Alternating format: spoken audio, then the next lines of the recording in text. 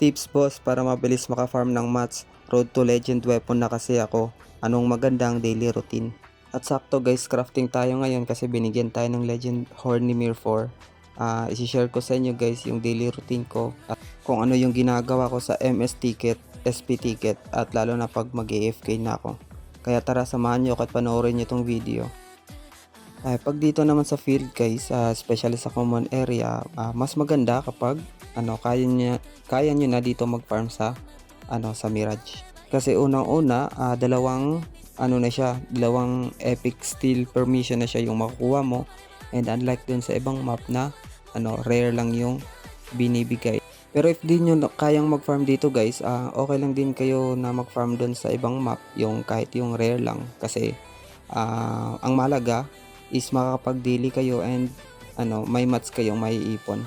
Ako kasi, crafting man or hindi, inuugali ko na talaga kapag mag-AFK na ako is andun ako sa field, nagdi-daily mission para if ever na bigyan tayo ng material ni Mir4 tulad ng legend, is at least di na tayo mapapagastos ng madami or mapapabili ng gold kasi may materials na tayong naiipon natin sa kaka-daily. Kapag nagdo-domi, same din guys, kinuha ko din yung daily na yung rare na 50 kasi times 3 kasi yan so 50, 150 na yan na rare, so equivalent na yan sa 15 epic mats, which is madami din kapag naipon mo ito.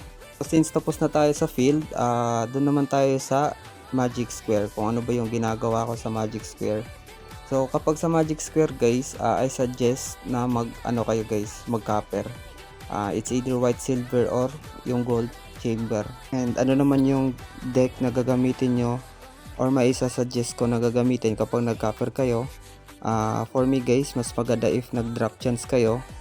Mas prefer ko yung drop chance kaysa hunting copper na deck. Kasi hindi lang kasi copper or all silver yung habol mo dito. Yung pinaka-importante talaga is yung mga shard.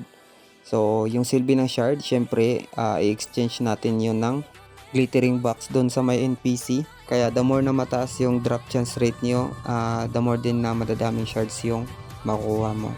Okay, dito naman tayo sa secret pick. Ito guys, kapag papasok kayo ng secret pick guys, especially pag crafting kayo, wag kayong papalo ng ore. Kumbaga, ang pinakamagandang gawin dito is mag-boss hunt or mag-AFK dun sa may aggressive na mobs. Kasi yung habol kasi natin dito guys, sa secret pick, pinakauna, ancient coin, yung mga bato, yung pang-exchange or pang-craft sa mga SP summons.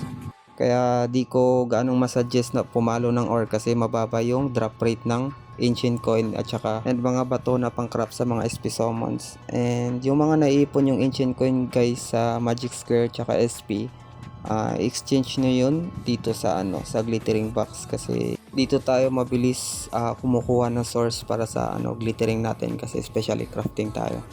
And lastly guys, yung mga raid ticket nyo or boss raid, mas maganda guys, higher map kayo mag-raid or magbo-boss raid kasi may drop yun na legend box na material na magagamit din natin sa pag-craft. And yun lamang guys, sana'y natulungan kayo sa video na to guys, and huwag kalimutan mag-like and subscribe, and kita-kits ulit tayo sa susunod nating content. Maraming salamat, GG's.